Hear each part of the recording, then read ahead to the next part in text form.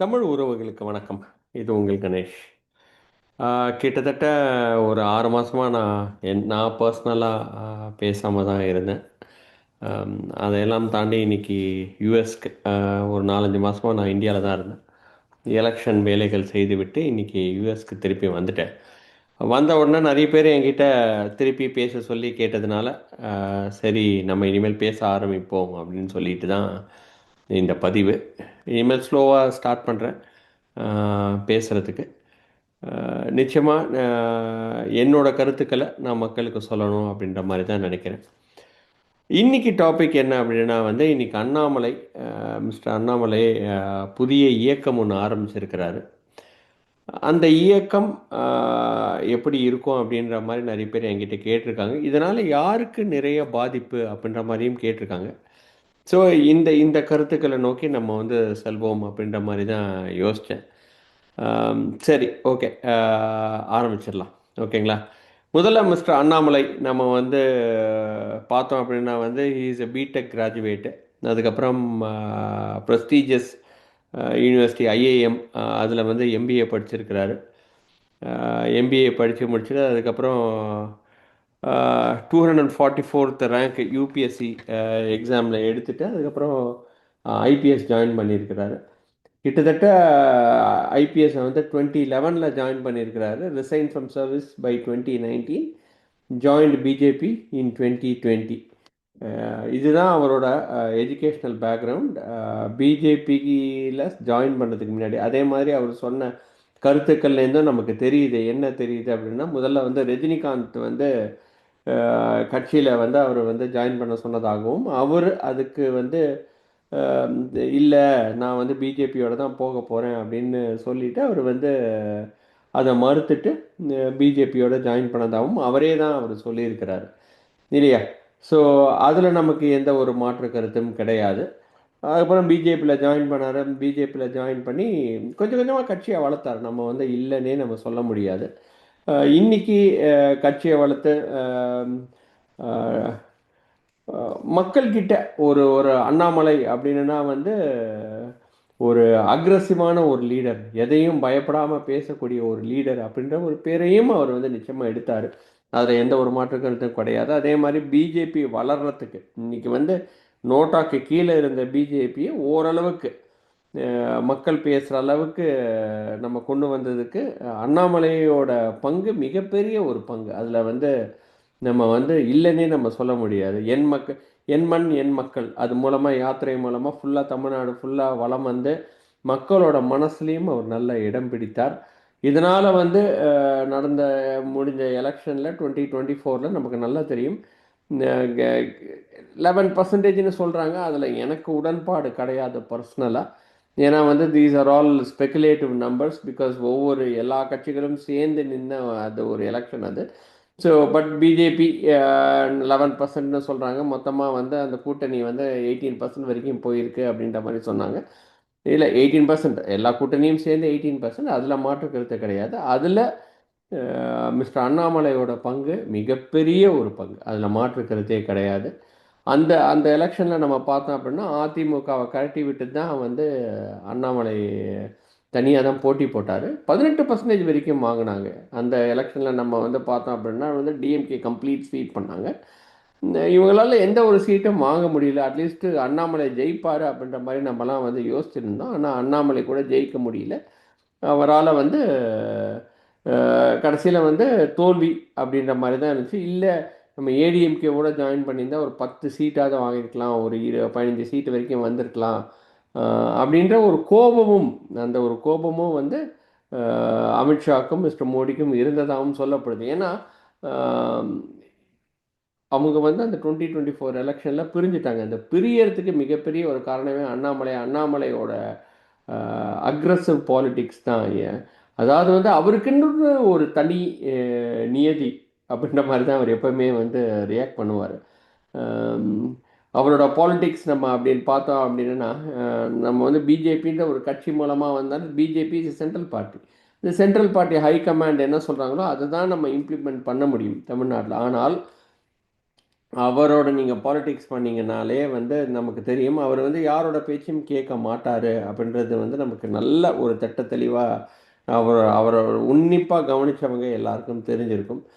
So கொஞ்சம் கொஞ்சமாக அந்த 2024 எலெக்ஷனுக்கு அப்புறம் ஆஹ், தோல்வியை ஒத்துக்கிட்டு 2026 ஸ்டேட் எலெக்ஷன் பக்கத்தில் வரும்போது அண்ணாமலையை கழட்டி விடுறாங்க. கழட்டி விட்டுட்டு இந்த ஏடிஎம்கே அண்ட் பிஜேபி, ஏன்னா வந்து நம்ம ரெண்டு பேர் சேர்ந்து நின்னா தான் ஒரு சான்ஸ் இருக்குது அப்படின்ற மாதிரி தான் வந்து பேசப்பட்ட ஒரு நிலைமையில சரி ஓகே அண்ணாமலையை கழட்டி விட்டு நயினார் நாகேந்திரன் வந்து தமிழ்நாடு பிஜேபி பிரசிடென்ட் ஆகிறாரு. அண்ணாமலையை கழட்டி விட்டுடுறாங்க.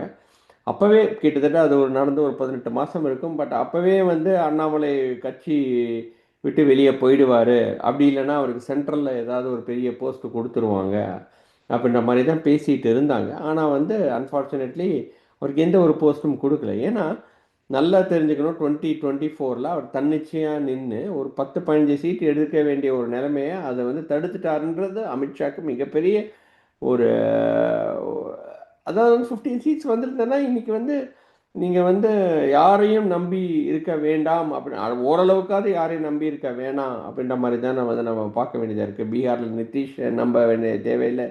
இங்கே வந்து நம்ம வந்து ஆந்திராவில் நாயுடுவை நம்ப தேவையில்லை. ஓரளவுக்கு கொஞ்சம் ஸ்டேபிள் ஆகிருக்கலாம், அதை தடுத்துட்டாரு அப்படின்ற ஒரு கோபம் இருந்துச்சு. So at the same time 2026 எலெக்ஷனை நோக்கி வரும்போது இவரை காட்டிட்டு நயினாரை போட்டாங்க.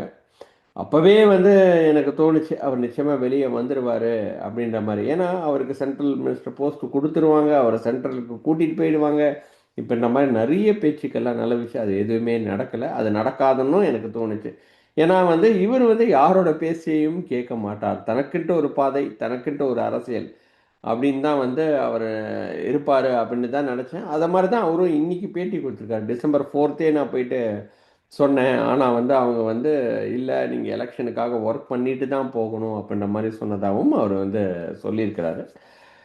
இன்னைக்கு டிசம்பர் 4 சொன்னது இன்னைக்கு வந்து மே ஜூன் வரைக்கும் ஆயிடுச்சு. மே 4 ரிசல்ட் தெரிஞ்சது. ரிசல்ட்டில் டிவிக்கு மிகப்பெரிய ஒரு வெற்றியை தன்னிச்சையாக தனிப்பெரும் கட்சியாக வந்துட்டாங்க. ஏடிஎம்கே வந்து வலுவிழந்து 3வது இடத்துக்கு போயிட்டாங்க. ஸோ இந்த ஒரு நிலைமையில வந்து இன்னைக்கு வந்து அவர் தனி ஒரு கட்சி, தனி ஒரு கட்சின்னு நம்ம சொல்றது ஒரு இயக்கமாக ஆரம்பிச்சிருக்கிறாரு. அந்த இயக்கம் வந்து கட்சியாக மாறும் அப்படின்ற மாதிரி சொல்லியிருக்கிறாரு. இன்னைக்கு வந்து க்ளீன் கவர்னன்ஸ் அப்படின்னு வந்து அவர் பேசுகிறாரு. க்ளீன் கவர்னன்ஸ் ப்ளஸ் என்ன சொல்கிறது, எல்லா வகையிலையும், அதாவது வந்து எல்லாத்தையும் கோட் பண்ணுறாரு. விஜயகாந்த்லேருந்து அப்துல் கலாம்லேருந்து அதுக்கப்புறம் மிஸ்டர் நல்லக்கண்ணுலேருந்து ஜெயலலிதாலேருந்து எல்லாத்தையுமே அவர் கோட் பண்ணுறாரு. கோட் பண்ணி தான் ஒரு தனி வகையான அரசியலை நம்ம தமிழ்நாட்டுக்கு கொண்டு வரணும் அப்படின்னு வந்து அவர் நினைக்கிறாரு. ஆனால் இதில் நம்ம ரொம்ப உன்னிப்பாக கவனிக்க வேண்டியது என்ன அப்படின்னா வந்து அவர் சொல்கிற அந்த அரசியல் மாற்றம்னா, ஆனால் அவரோட மிகப்பெரிய ஒரு விஷன் வந்து மிஸ்டர் மோடி தான் அப்படின்னு வேற சொல்கிறாரு. என்னையை பொறுத்த வரைக்கும் மிஸ்டர் அண்ணாமலை நிறைய தவறுகள் வந்து செஞ்சிருக்கிறாரு. When he was president of Tamil Nadu BJP, அந்த அந்த தவறுகள் எல்லாமே வந்து இன்னைக்கு வந்து அவர் மேலே திருப்பியும் திரும்பக்கூடாது அப்படின்றதுக்காக வேண்டி தான்.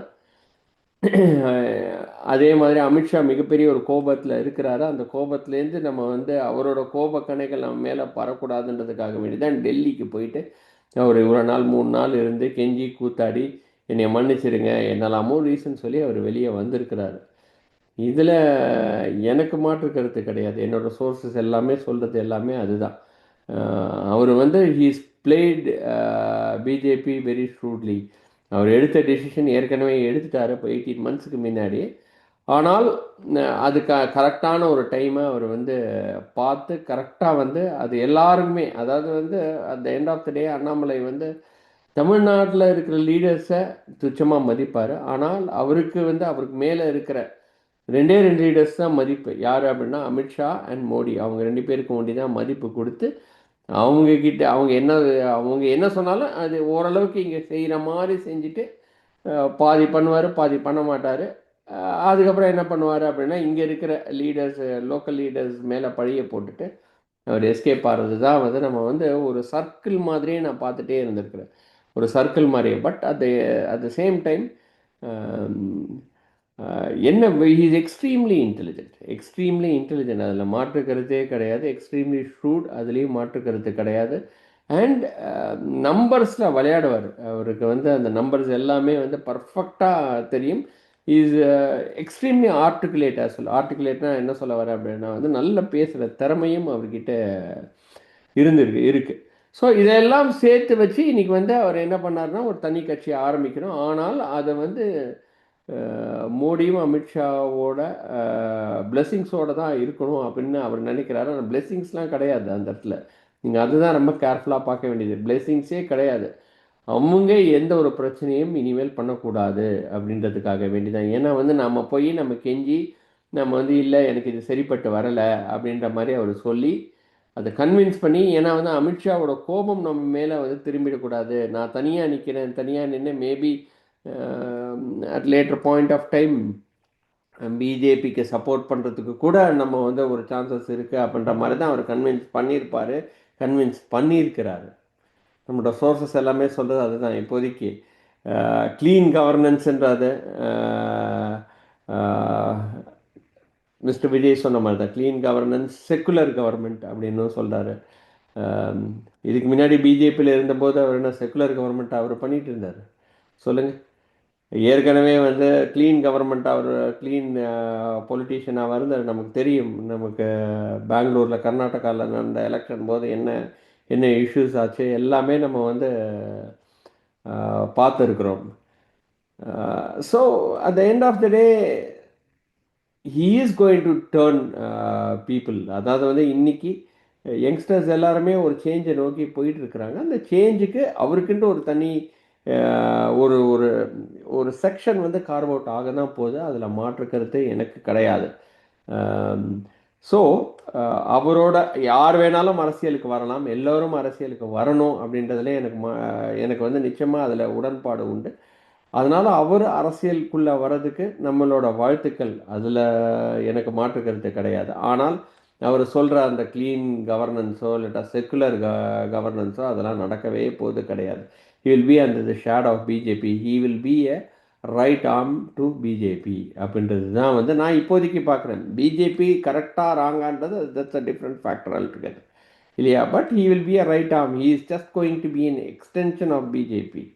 அவ்வளோதான். இதில் வந்து யாருமே அதில் வந்து யோசிக்கவே தேவையில்லை. அது நம்பர் 1 பாயிண்ட். இப்போ நம்பர் 2 பாயிண்ட் என்ன அப்படின்னா, இதில் இவர் உள்ளே வர்றதுனால யாருக்கெல்லாம் பாதிப்பு இருக்கும் அப்படின்னு நம்ம வந்து தீவிரமாக நல்லா யோசித்தோம் அப்படின்னா, இவர் உள்ளே வர்றதுனால முதல்ல பாதிக்கப்பட போகுது ஏடிஎம்கே தான். அன்ஃபார்ச்சுனேட்லி இன்றைக்கி ஏடிஎம்கே ஏற்கனவே கூடாரம் காலி ஆகிட்டு இருக்கு. நமக்கு எல்லாருமே தெரியும். இன்றைக்கி செல்லூர் ராஜுவாக இருக்கட்டும், இல்லை எம்சி சம்பத்தாக இருக்கட்டும், எல்லாருமே வந்து இன்றைக்கி தாவேகா பக்கம் போயிட்டாங்க. அதே மாதிரி தாவேகா பக்கம் போகாத சில பேர் ஓகே அப்படின்ற மாதிரி இருக்கிறவங்க வந்து நேச்சுரலாக இன்றைக்கி வந்து அண்ணாமலையை நோக்கி வர்றதுக்கு தான் நிறைய வாய்ப்புகள் இருக்குது. அப்போ ஏடிஎம்கே கூடாரம் இன்னும் காலியாக போகிறது. அதுதான் வந்து ஒரு ஒரு என்ன சொல்லுது, ஒரு சொல்ல முடியாத ஒரு உண்மையும் கூட, யாரும் பேசக்கூடாத ஒரு உண்மையும் கூட. இன்ஃபேக்ட் முதல்ல வந்து ஏடிஎம்கே, அடுத்தது சீமான். பாதி இளைஞர்கள் இன்றைக்கி வந்து சீமான் கட்சியை விட்டு டிவிகேக்கு போயாச்சு. மீதி மெத்த படித்தவர்கள் எல்லாமே வந்து தமிழ் தேசியம்ன்ற ஒரு கான்செப்டுக்குள்ளே இருக்கிறவங்க ஓகே, ஓரளவுக்கு educate people who wants to have change but don't want to vote for Vijay. அந்த மாதிரி ஒரு கூட்டம் இருக்கு இல்லையா, அந்த கூட்டம் வந்து இன்னைக்கு சீமானுக்கு வந்து சப்போர்ட் பண்ணியிருக்கிறாங்க. அந்த கூட்டம் திருப்பியும் பிரிஞ்சு இன்றைக்கி வந்து அண்ணாமலையை நோக்கி போக போகிறாங்க. ஸோ முதல்ல வந்து ப்ராப்ளமாக க்ரியேட் பண்ணுறது ஏடிஎம்கே அண்ட் சீமானோட கட்சி, நாம் தமிழர் கட்சி தான் முதல்ல பாதிக்க போகிறது. ரெண்டாவது பாதிப்பு யாருக்கு வரும் அப்படின்னா வந்து நிச்சயமாக டிஎம்கே.